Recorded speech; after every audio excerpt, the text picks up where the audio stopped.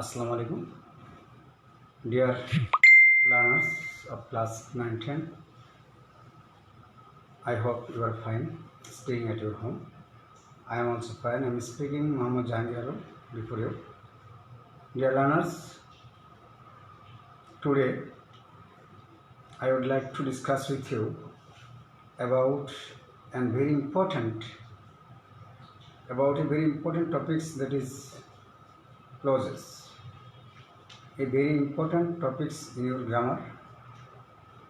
At first, you should know what is clause অথবা close কাকে বলে, ক্লোজ বলতে তোমরা কী বুঝো, এটা একটা জানা দরকার।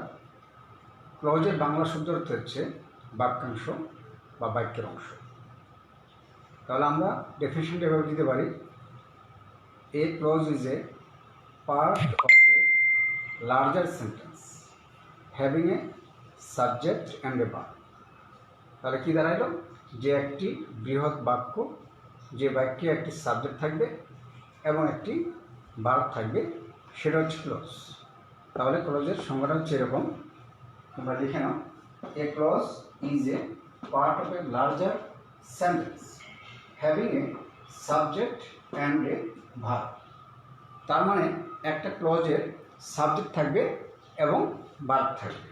তাহলে বাংলা এটা যদি আমরা ট্রান্সলেট করি তাহলে কী দাঁড়াচ্ছে, যে সাবজেক্ট এবং ক্রিয়া সম্বলিত একটি বৃহৎ বাক্যের যে অংশ, সে অংশকে আমরা ক্লোজ বলি। কি, যে সাবজেক্ট এবং ভার্ব সম্বলিত একটি বৃহৎ বাক্যের একটি অংশকে ক্লোজ বলবো। ক্লোজ বা বাক্যাংশ সাধারণত তিন প্রকার। প্রিন্সিপাল ক্লোজ, লিখে দিয়েছি প্রিন্সিপাল ক্লোজ, অথবা এটা একটা নাম দিতে পারি ইন্ডিপেন্ডেন্ট ক্লোজ।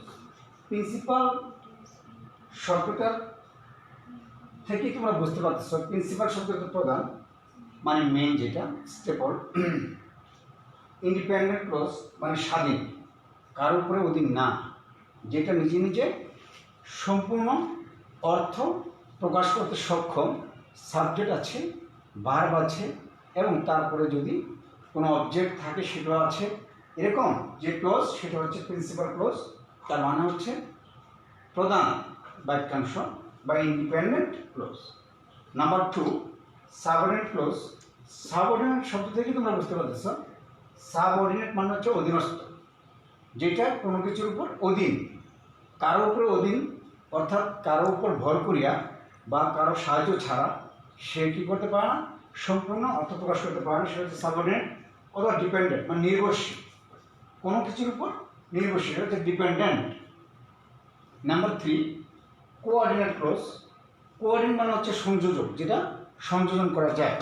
তাহলে আমরা এখন বলতে পারি যে প্রিন্সিপাল ক্লোজ।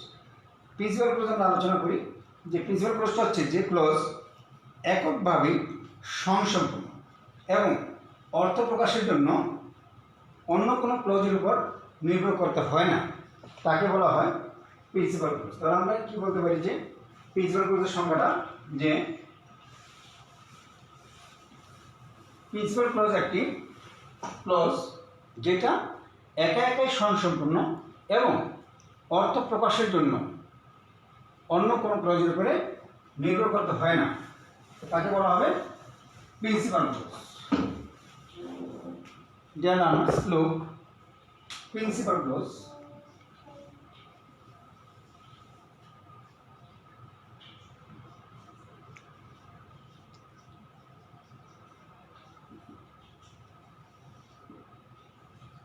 অর্থাৎ প্রধান বাক্যাংশ। প্রিন্সিপাল ক্লোজ যে ক্লোজ এককভাবে স্বয়ংসম্পূর্ণ এবং অর্থ প্রকাশ করার জন্য অন্য কোনো ক্লোজ বা বাক্যাংশের উপর নির্ভরশীল নয়, তাকে বলা হয় প্রিন্সিপাল ক্লোজ। যেমন খেয়াল করো,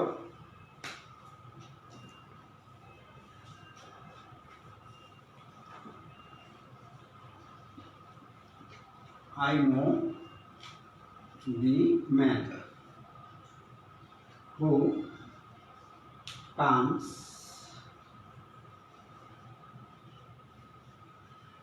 হিয়ার। এই একটা সেন্টেন্স, একটা বড় sentence, I know the man. এটা হচ্ছে আমাদের প্রিন্সিপাল ক্লোজ। এটা একটা অংশ।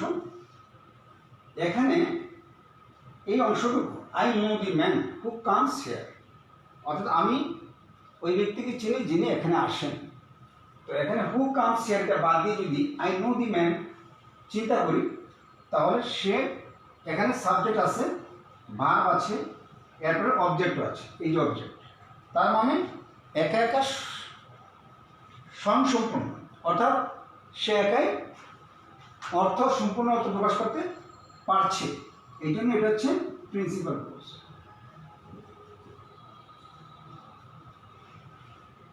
খেয়াল করো, নেক্সট উদাহরণ দিই।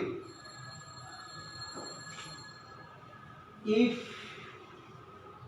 ইউ কাম আই শ্যাল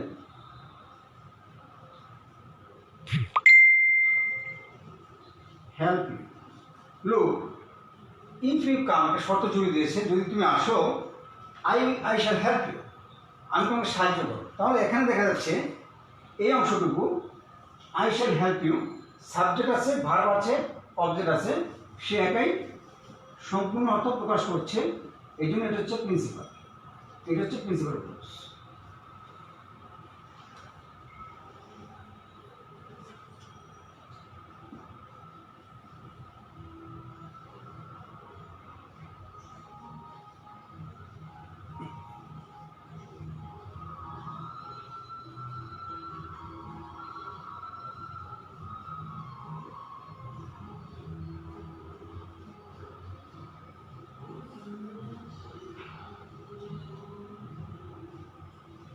আপনাদের পেশেন্ট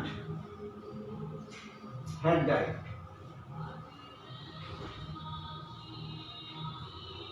এখানে the doctor came after the patient had died. এখানে দি ডক্টর কেম, এই যে এখানে subject the doctor, say came doctor আসার পরে যদি মারা গেল। এই অংশে এখানে হচ্ছে মেইন অংশ, দি ডক্টর কেম, সাবজেক্ট আছে, ভার্ব আছে, এর পরের অংশটা একটা শর্ত, after the patient had died. ওখানে কোনো সাবজেক্ট নেই, বা এই মূল যে অংশটা এটার উপর ডিপেন্ডেন্ট না। তাহলে আমাদের দি ডক্টর কেম, এটা হচ্ছে আমাদের প্রিন্সিপাল ক্লোজ।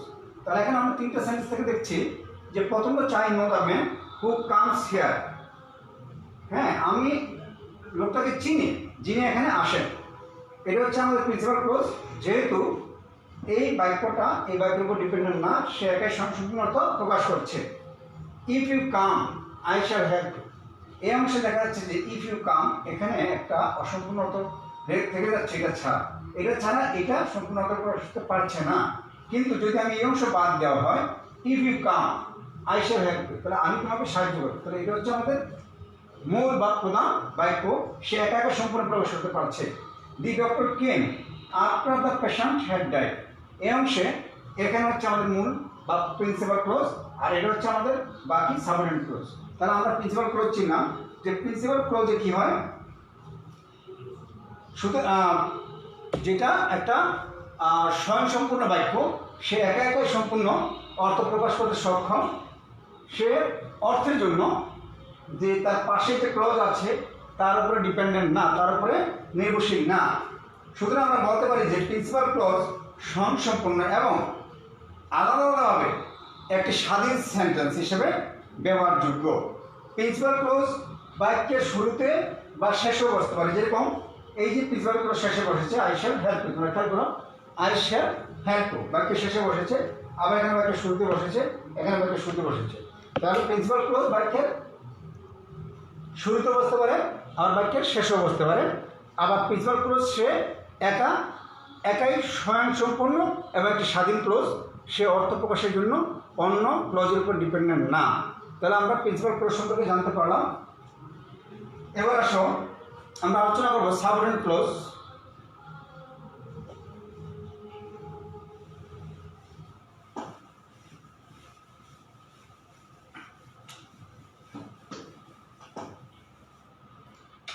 সাবঅর্ডিনেট ক্লজ মানে হচ্ছে নাম্বার 2 যেটা,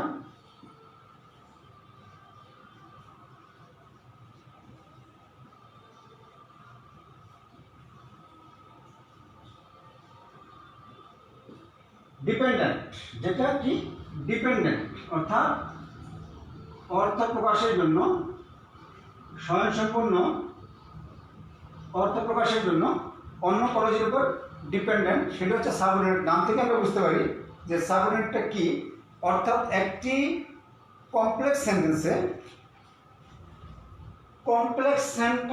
মধ্যস্থিত যে ক্লজটি একা একা সম্পূর্ণ অর্থ প্রকাশ করতে পারে না, অর্থগত পূর্ণতার জন্য সে অন্য সেন্টেন্সের উপর বা অন্য ক্লজের উপর ডিপেন্ডেন্ট বা নির্ভর করে, তাকে সাবঅর্ডিনেট ক্লজ বলে। তাহলে কি পাইলাম আমরা, যে সাবঅর্ডিনেট ক্লজ হচ্ছে যে একা একা সম্পূর্ণ প্রকাশ করতে পারে না, অর্থের পূর্ণতার জন্য তাকে প্রিন্সিপাল ক্লজের উপরে ডিপেন্ড করতে হয় বা নির্ভর করতে হয়, সেটা হচ্ছে সাবঅর্ডিনেট ক্লজ। এটা থাকবে একটা কমপ্লেক্স সেন্টেন্সের যে ক্লজটি সে একা একা সম্পূর্ণ প্রকাশ করতে সক্ষম নয়, তার অর্থের পূর্ণতার জন্য অন্য ক্লজের উপর ডিপেন্ডেন্ট, তাকে বলা হয় সাবঅর্ডিনেট ক্লজ। একটু উদাহরণ দিয়ে বুঝতে পারবা। দেখো, I do not know where she lives। এই যে অংশটা খেয়াল করো, I do not know, আমি জানি না, where she lives, I do not know where she lives। এই যে এই অংশটা where she lives, এটা যদি আমরা আলাদা করি, এই অংশ যদি আমরা না দিই, তাহলে এটা সম্পূর্ণ অর্থ প্রকাশ করতে অক্ষম। এটা একটা কমপ্লেক্স সেন্টেন্স, হোয়ার রিলেটিভ প্রোনাউন দ্বারা দুটো অংশকে যুক্ত করা হয়েছে। এখানে এই রিলেটিভ প্রোনাউন যুক্ত যে অংশটা, এটা হচ্ছে এখানে সাবঅর্ডিনেট ক্লজ, এবং সে হোয়ার শি লিভস, সে কোথায় থাকে, এটা অর্থ সম্পূর্ণ প্রকাশ হয় না এটা ছাড়া। এই জন্য এই ক্লজটি যদি সম্পূর্ণ অর্থ প্রকাশ করতে হয়, তাহলে তাকে এই প্রিন্সিপাল ক্লজের উপরে নির্ভর করতে হবে বা ডিপেন্ড করতে হবে। তাহলে এই জন্য আমরা বলতে পারি যে ক্লজ একটি কমপ্লেক্স সেন্টেন্সে যে ক্লজ তার অর্থ সম্পূর্ণরূপে প্রকাশ করার জন্য প্রিন্সিপাল ক্লজের উপর নির্ভর করতে হয়, তাকে বলা হয় সাবঅর্ডিনেট ক্লজ। তাহলে আমরা এটা পেলাম যে এটা হচ্ছে আমাদের এই অংশটা হচ্ছে subordinate clause.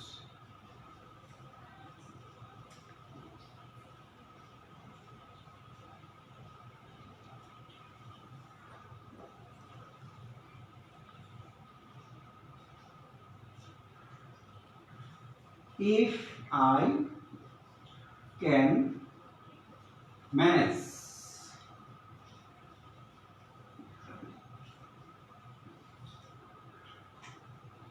I must repay the loan।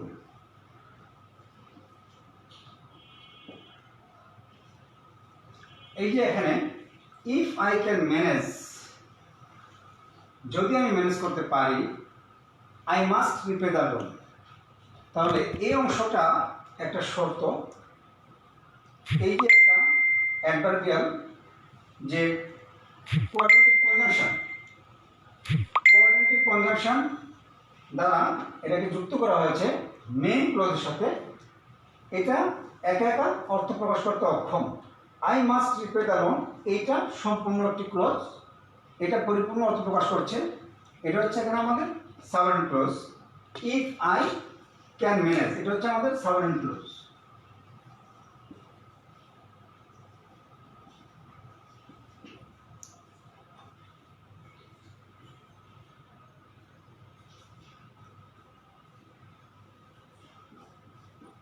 As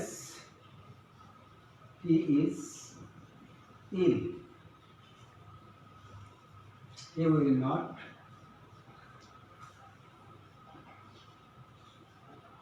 join the meeting। খেয়াল করো, as he is ill, যেহেতু সে অসুস্থ, he will not join the meeting. এই বাক্যে অ্যাজ হি ইজ ইন, এটা হচ্ছে আমাদের সাবঅর্ডিনেট ক্লজ। কারণ এখানে যেহেতু সে অসুস্থ, সম্পূর্ণ অর্থ প্রকাশ করতে পারছে না, তার পার্শ্ববর্তী যে মেইন ক্লজ বা প্রিন্সিপাল ক্লজ তার সাহায্য নিতে হবে।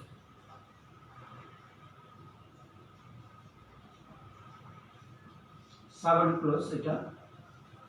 ডিয়ার লার্নার্স, খেয়াল করো যে সাবঅর্ডিনেট ক্লজ গুলো কতগুলো কোঅর্ডিনেটিং কনজাংশন,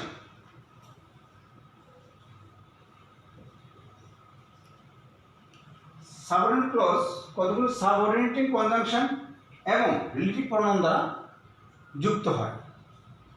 একটি সাবঅর্ডিনেট ক্লজ, এই যে এগুলো অ্যাজ, ইফ, এগুলো হচ্ছে সাবঅর্ডিনেটিং কনজাংশন, এবং কিছু কিছু ক্ষেত্রে রিলেটিভ প্রোনাউন, এই যে রিলেটিভ প্রোনাউন হোয়ার দ্বারা যুক্ত হয়ে একটি সাবঅর্ডিনেট ক্লজ গঠিত হয়েছে। তাহলে সাবঅর্ডিনেট ক্লজ চিনতে হলে বা শনাক্ত করতে হলে আমাদেরকে কতগুলো সাবঅর্ডিনেটিভ কনজাংশন এবং রিলেটিভ প্রোনাউন চিনতে হবে। আমি তোমাদের এগুলো লিখে দিচ্ছি, খেয়াল করো।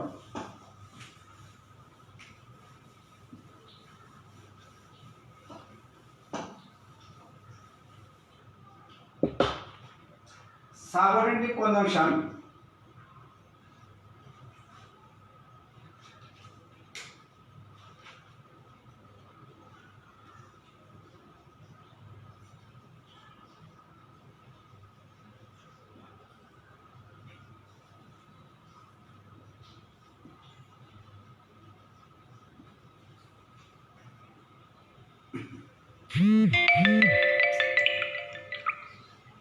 if, though,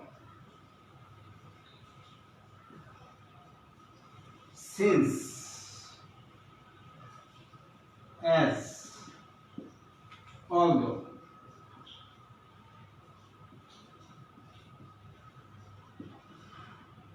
as soon as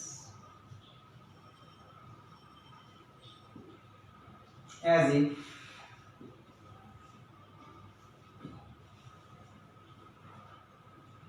so that,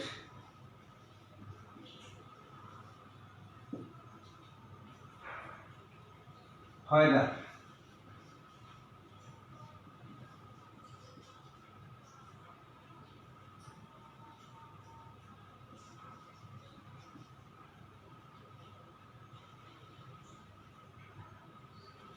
as much as, provided that,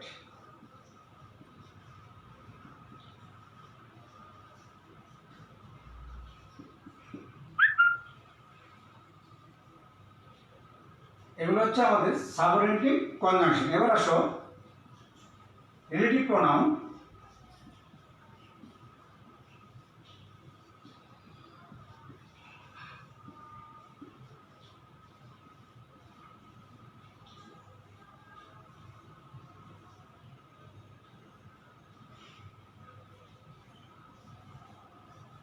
who,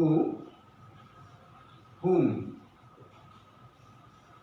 when, which,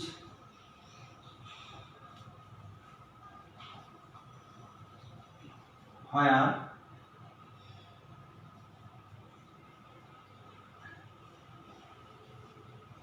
what, that, অর্থাৎ ডব্লিউএস যতগুলো আছে, সেই ডব্লিউএস দিয়ে করতে পারি।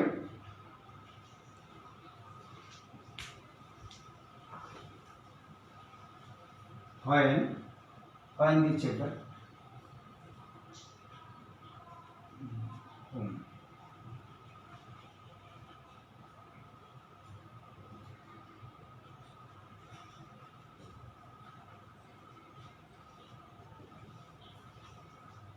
ইত্যাদি। খেয়াল করো এই যে সাবঅর্ডিনেটিভ conjunction if, though, since, as, although, as soon as if, so that, whether, as much as, provided that ইত্যাদি, এগুলো হচ্ছে সাবঅর্ডিনেটিভ কনজাংশন এগুলো দ্বারা সাবঅর্ডিনেট ক্লজটি গঠিত হয়।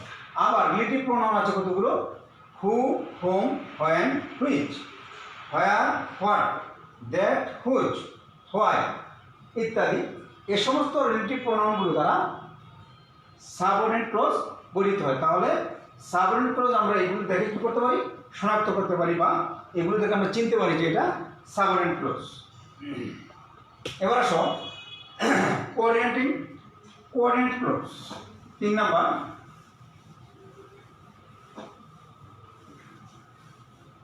Coordinate clause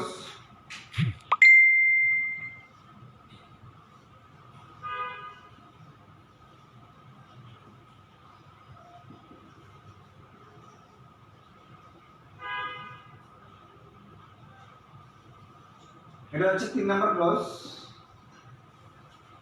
coordinate clause, coordinate মানে হচ্ছে সংযোজক। এটা দেখি নামটা থেকে বোঝা যাচ্ছে কোন সেন্টেন্সের 2 বা ততোধিক ক্লজ যদি সমশ্রেণীর হয়, অর্থাৎ তাদের প্রত্যেকই স্বয়ংসম্পূর্ণ, অর্থাৎ দুইটা মেইন ক্লজ বা দুইটা প্রিন্সিপাল ক্লজ যদি কোনো coordinating conjunction and, but, or, yet হয়, এগুলো দ্বারা যুক্ত হয়, তখন তাকে বলা হয় কোঅর্ডিনেটিং কনজাংশন। আমি আবার বলছি যে একটি সেন্টেন্সে কোঅর্ডিনেটিং কনজাংশন দ্বারা 2 বা ততোধিক ক্লজ, যেগুলো দুটোই প্রিন্সিপাল ক্লজ, যেটা দুইটারই কী রয়েছে, স্বয়ংসম্পূর্ণভাবে অর্থ প্রকাশ করার ক্ষমতা রয়েছে, এই ধরনের 2টি ক্লজ যখন কোঅর্ডিনেটিং কনজাংশন দ্বারা যুক্ত হয়, তখন তাদেরকে বলা হয় coordinate clause. Coordinate clause. Coordinating conjunction কোনগুলো আগে আমরা জেনে নিই। দেখো, কোঅর্ডিনেটিং কনজাংশন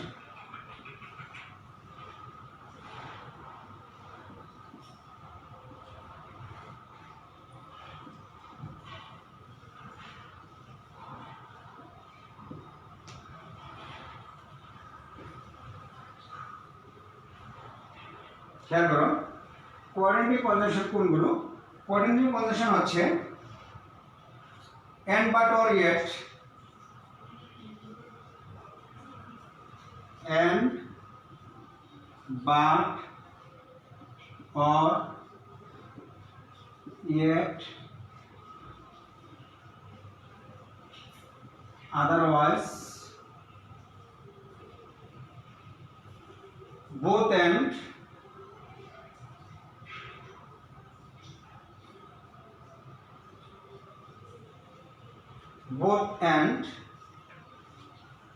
তারপর হচ্ছে not only but also,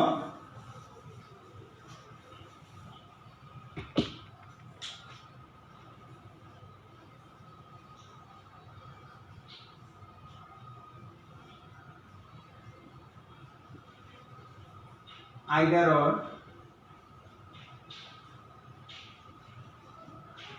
neither nor,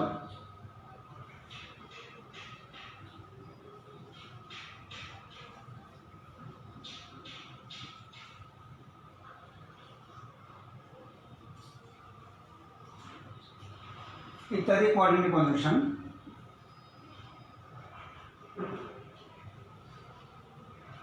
এই কোঅর্ডিনেটিং কনজাংশন দ্বারা কোঅর্ডিনেট ক্লজটি যুক্ত হবে and, but, or, yet, otherwise, both and, not only but also, either or, neither nor ইত্যাদি। এরকম যে কোঅর্ডিনেটিং কনজাংশন রয়েছে এগুলো দ্বারা কোঅর্ডিনেট ক্লজ যুক্ত হবে। যেমন দেখো,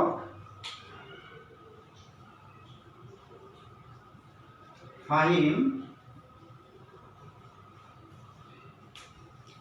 went to shop, went to the shop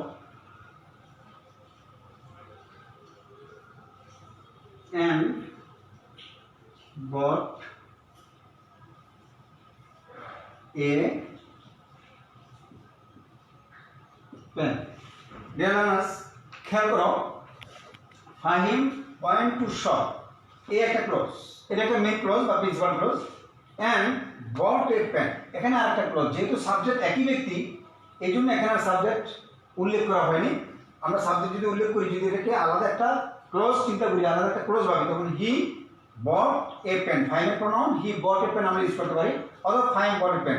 তার মানে কি দুইটা ক্লজ, দুইটা প্রিন্সিপাল ক্লজ এই যে কোঅর্ডিনেট কনজাংশন দ্বারা যুক্ত হয়ে দুটা সেন্টেন্সে একটি সেন্টেন্সে পরিণত হয়েছে, এই জন্য এটার নাম হয়েছে coordinate clause. Coordinate clause.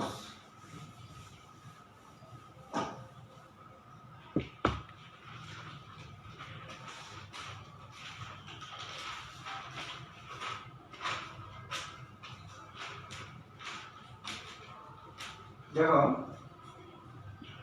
it is a small car.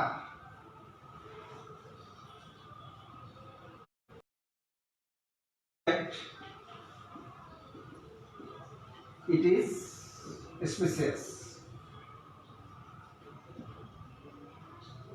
এই যে একটা কোঅর্ডিনেট কনজাংশন, খেয়াল করো।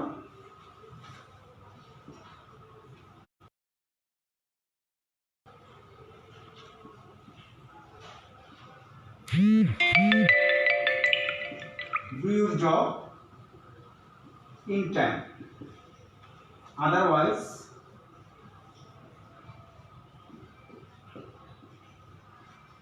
you will repent.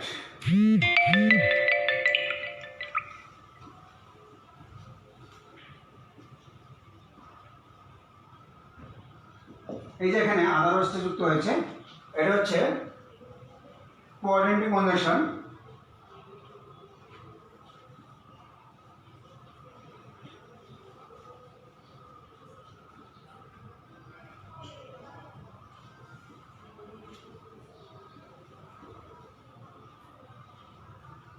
But the boy came to the field but did not play. এই যে এখানে বাট, এটা হচ্ছে coordinate conjunction. You must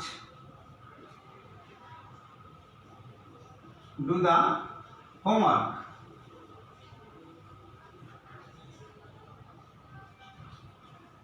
Or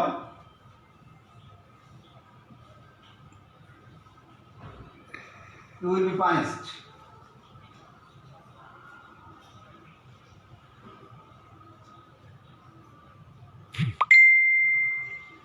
এই যে এখানে অর, এটা হচ্ছে আমাদের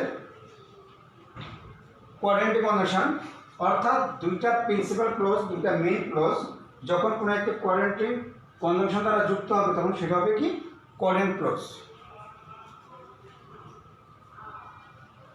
তাহলে আমরা কোঅর্ডিনেট ক্লজ করলাম। এখন আসো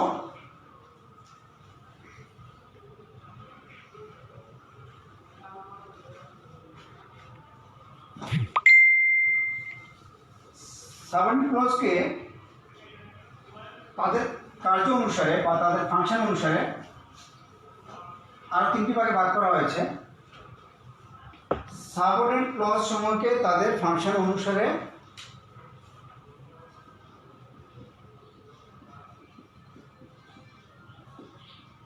subordinate clause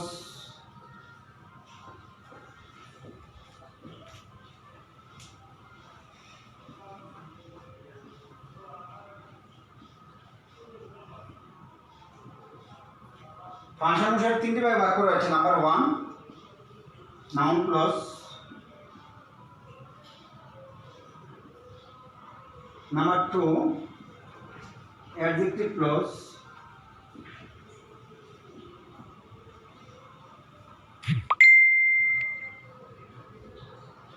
and number 3 adverbial clause.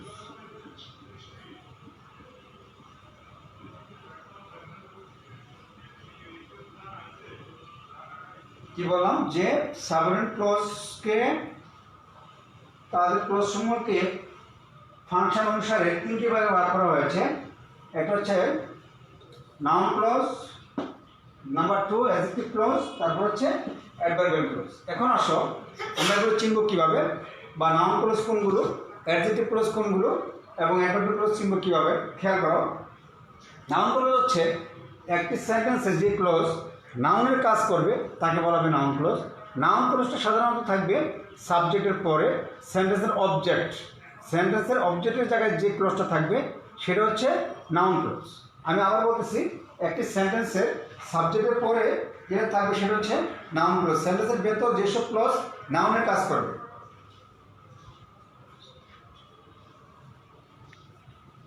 যেমন খেয়াল করো, নাউন ক্লজ চিনব কিভাবে, অর্থাৎ একটি সেন্টেন্সে নাউনের কাজ করবে। যেমন he knows that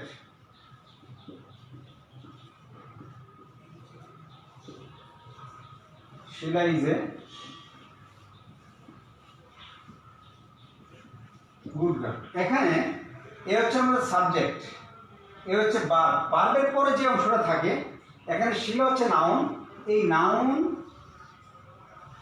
এবং এই যে অবজেক্টের জায়গাতে যে বসছে, এই ভার্বের পরে যে অংশটা থাকবে সেটা হচ্ছে নাউন ক্লজ। এটা হচ্ছে অবজেক্ট, পুরাটা অবজেক্ট, তার মানে এই পুরাটা হচ্ছে আমাদের নাউন ক্লজ। অর্থাৎ অবজেক্টের জায়গায় যেটা থাকবে সেটা হচ্ছে আমাদের নাউন ক্লজ। এই সাবজেক্ট এখানে এটা হচ্ছে ভার্ব, আর এটা হচ্ছে সাবজেক্ট। তাহলে এই ভার্ব এবং সাবজেক্টের পরে যে অংশটা থাকবে সেটা হচ্ছে নাউন ক্লজ। খেয়াল করো, নাউন ক্লজ চেনার উপায় হচ্ছে সাধারণত সাবজেক্টের পরে যেটা যে বসবে সেই নাউন ক্লজ শনাক্ত করার জন্য হোয়াট দ্বারা প্রশ্ন করা যায় এবং সেন্টেন্সের অবজেক্টিভ নাউন ক্লজের কাজ করে। হোয়াট দ্বারা প্রশ্ন করা যায় যে সে কি, সে জানে, কি জানে, ওই যে ব্যাপারটা, এটা হচ্ছে হোয়াট দ্বারা প্রশ্ন করা যায়। অর্থাৎ নাউন ক্লজকে শনাক্ত করার জন্য বা নাউন ক্লজ বের করার জন্য এটাকে হোয়াট দ্বারা প্রশ্ন করা যায়। যেমন এভাবে যদি একটা সেন্টেন্স দেখি,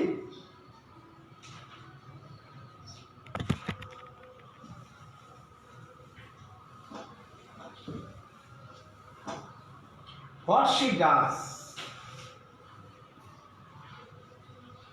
what she does, এই হচ্ছে আমাদের পুরোটা সাবজেক্ট। এই হলো ভার্ব ইজ, এরপর হচ্ছে বাকি অংশ ইজ ভেরি ইম্পর্টেন্ট। খেয়াল করো, what she does is very important, এটা হলো এখানে সাবজেক্ট। সে যা করে খুব গুরুত্বপূর্ণ, সেটা খুব গুরুত্বপূর্ণ, এটা তো বোঝাচ্ছে। কিন্তু এটা হচ্ছে আমাদের নাউন। এই যে এখানে নাউন ক্লজ আবার সাবজেক্ট হিসেবে হতে পারে, নাউন ক্লজ সাবজেক্ট হিসেবে হতে পারে, অবজেক্ট হিসেবে হতে পারে। বেশিরভাগ ক্ষেত্রে অবজেক্ট হিসেবে ব্যবহৃত হয়। অবস্থান ভেদে নাউন ক্লজকে এর বিভিন্ন ব্যবহার আমরা বলতে পারি। যেমন অবস্থা ভেদে নাউন ক্লজের ব্যবহারটা হতে পারে সাবজেক্ট হিসেবে, সেন্টেন্সের অবজেক্ট হিসেবে, সাবজেক্টের কমপ্লিমেন্ট হিসেবে, অবজেক্টের কমপ্লিমেন্ট হিসেবে, এরপরে হতে পারে অ্যাডজেক্টিভের কমপ্লিমেন্ট হিসেবে, তারপরে হতে পারে প্রিপোজিশনের অবজেক্ট হিসেবে, এরপরে নাউন বা ইটের অ্যাপ্লিকেশন রূপে এই নাউন ক্লজের ব্যবহার হতে পারে। তারপরে আসো অ্যাডজেক্টিভ ক্লজ, যেটা আমরা আলোচনা করেছিলাম।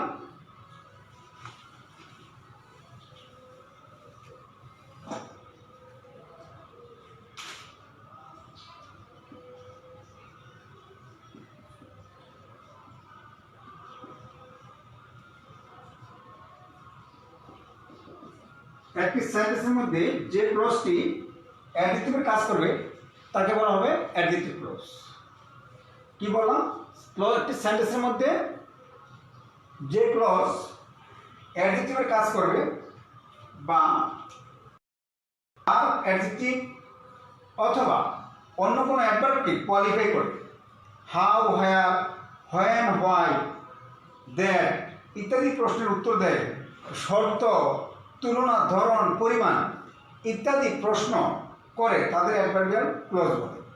আমি আবার বলতেছি, যেসব ক্লজ কোনো সেন্টেন্সে বা অ্যাডজেক্টিভ বা অ্যাডভার্ব এই ধরনের শব্দকে কোয়ালিফাই করে, অথবা সেন্টেন্সটি হোয়ার, হুইচ, হোয়েন, হোয়াই ইত্যাদি প্রশ্ন যেগুলো তৈরি করে দেয় বা প্রশ্নের উত্তর দেয়, প্রশ্নের উত্তর পাওয়া যায়, এবং তুলনা, ধরন এগুলো কোয়ালিফাই করে, এগুলো প্রকাশ করে, সেগুলো হচ্ছে adjective clause.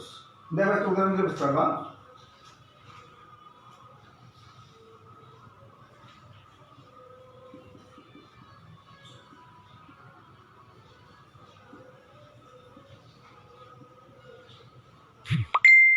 I shall follow you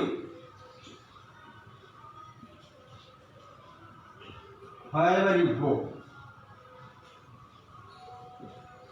I shall follow you wherever you go. এখানে wherever দ্বারা কি করা হয়েছে, একটা গুরুত্ব দেওয়া আছে যে কোথায় যাও, যেখানেই যাও আমি তোমাকে কি করবো, ফলো করবো।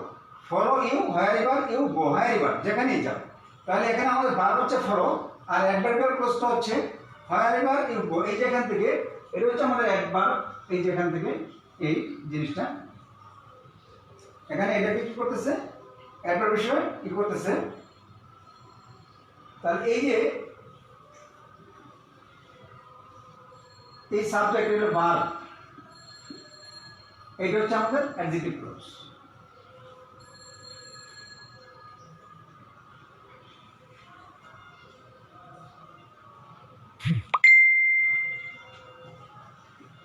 It is the book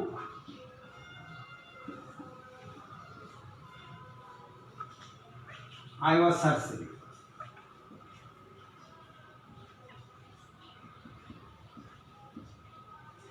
Look, it is a book. এটা হচ্ছে আমাদের নাউন, এটা সাবজেক্ট এখান থেকে I was searching। এই যে সার্চিং, আমি কোন বইটাকে, মানে এটা হচ্ছে সেই বইটা যেটা আমি সার্চ করতেছিলাম। এই বইটাকে একটা আলাদা গুরুত্ব, যে এই বইটাকে আমি খুঁজতেছিলাম, তো ইট ইজ দ্য বুক, এই জন্য এটা হচ্ছে অ্যাডজেক্টিভ ক্লজ।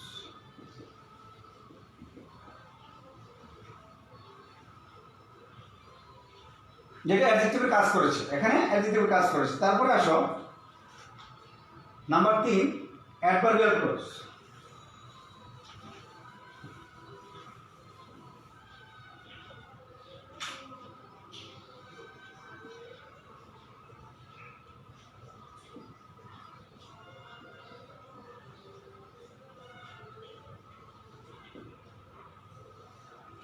অ্যাডভার্বিয়াল ক্লজ হচ্ছে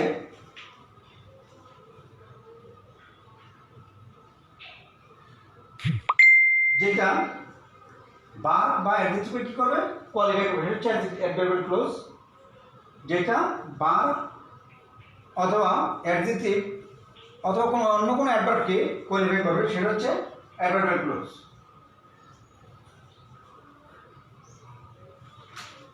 যেমন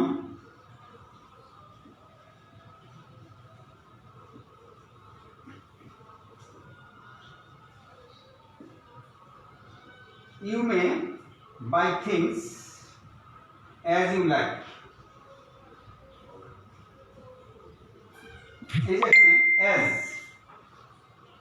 as you like, তুমি জিনিসটা কিনতে পারো। as, এই as থেকে শুরু করে, এটা হচ্ছে একটা অ্যাডভার্ব। অর্থাৎ এই যে থিংস, এই ভার্বের পরে যে জিনিসটা, এটাকে, এই বস্তুটাকে as you like, তুমি যেরকম পছন্দ করো এরকম কিনতে পারো। এই জন্য এটা হচ্ছে adverbial clause.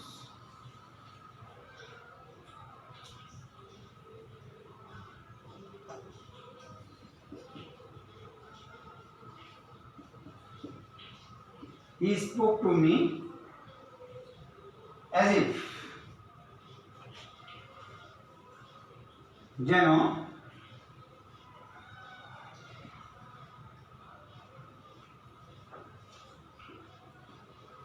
you are my friend. He spoke to me as if, সে আমার সাথে এরকম ভাবে কথা বলে যেন সে আমার বন্ধু ছিল। সে আমার সাথে এরকম ভাবে কথা বলবো যেন সে আমার কি ছিল, বন্ধু ছিল। তাহলে এই যে এখানে as if থেকে শুরু করে, এটি হচ্ছে আমাদের adverbial clause.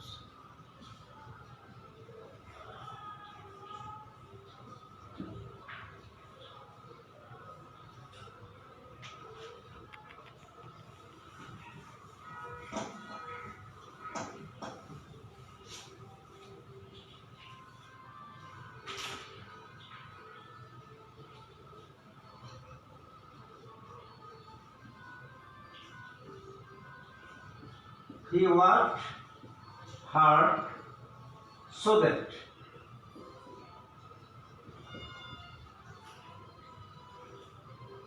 he could shine in life. খেয়াল করো, he worked hard, সাবজেক্ট বা এর আমাদের অ্যাডভার্ব, so that যাতে করে he could shine in life। তাহলে এই পুরোটা হচ্ছে এখানে অ্যাডভার্বিয়াল ক্লোজ, যেহেতু পূর্বের যে সাবজেক্ট এবং যে কাজ ভাব এটাকে মডিফাই করেছে সোদের যাতে করে, এই জন্য এটা হচ্ছে অ্যাডভার্বিয়াল ক্লোজ। তাহলে আমরা অ্যাডভার্বিয়াল ক্লোজ চিনলাম, অ্যাডজেক্টিভ ক্লোজ চিনলাম, নাউন ক্লোজ চিনলাম। প্রথমত আমি আবার বলি যে ক্লজ হচ্ছে বাক্যের একটি অংশ। প্রথমত 3 প্রকার: প্রিন্সিপাল ক্লোজ, সাবঅর্ডিনেট ক্লোজ এবং কোঅর্ডিনেট ক্লোজ। তারপরে সাবঅর্ডিনেট ক্লোজকে আবার 3 ভাগে ভাগ করা হয়েছে: নাউন ক্লোজ, অ্যাডজেক্টিভ ক্লোজ এবং অ্যাডভার্বিয়াল ক্লোজ। আমরা আজকে ক্লোজ সম্পর্কে বিস্তারিত আলোচনা করলাম। ডিয়ার লার্নার্স, তোমরা এগুলো বাসায় দেখবে এবং মনোযোগ দিয়ে পড়বে। ওকে, আজকে এই পর্যন্ত। Best of luck.